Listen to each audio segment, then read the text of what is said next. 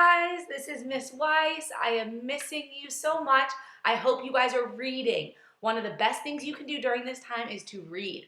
So I would like to start by reading you guys a chapter book, and I will try to post a chapter a day. So I thought that James and the Giant Peach by Roald Dahl would be a really good choice. He also wrote Matilda. He wrote Charlie and the Chocolate Factory, The Twits, some of my favorite books of all time. James and the Giant Peach by Roald Dahl.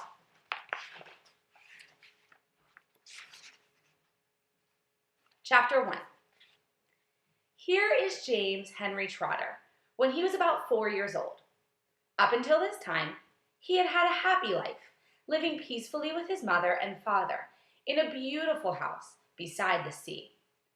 There were always plenty of other children for him to play with, and there was the sandy beach for him to run about on, and the ocean to paddle in. It was the perfect life for a small boy.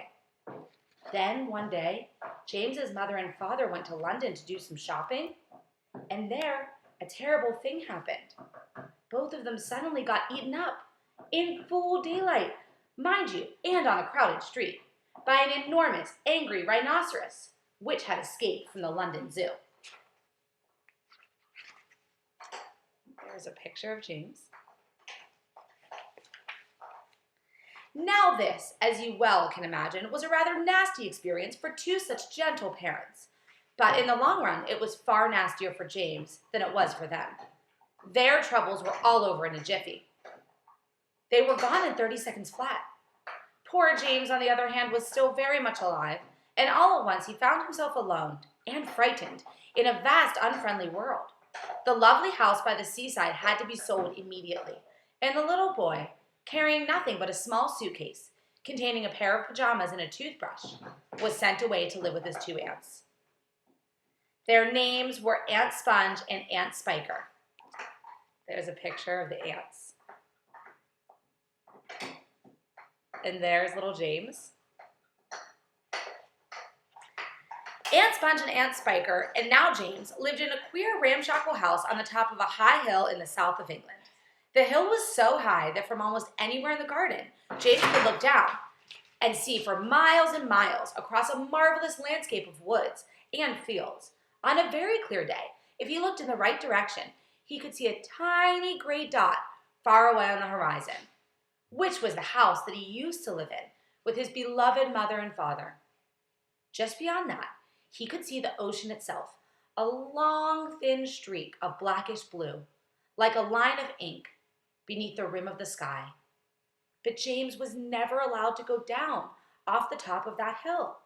Neither Aunt Sponge nor Aunt Spiker could ever be bothered to take him out herself, not even for a small walk or for a picnic. And he certainly wasn't permitted to go alone. "That nasty little beast will only get into mischief if he goes out of the garden," Aunt Spiker said.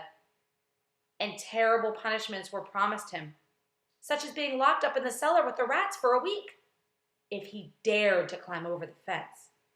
The garden, which covered the whole of the top of the hill, was large and desolate, and the only tree in the entire place, apart from a clump of dirty old laurel bushes at the far end, was an ancient peach tree. It never gave any peaches.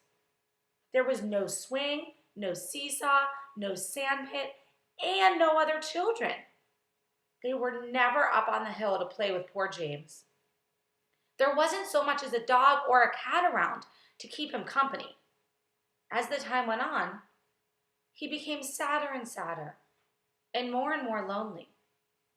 And he used to spend hours every day standing at the bottom of the garden, gazing wistfully at the lovely, but forbidden, world of woods and fields and ocean that was spread out below him like a magic carpet.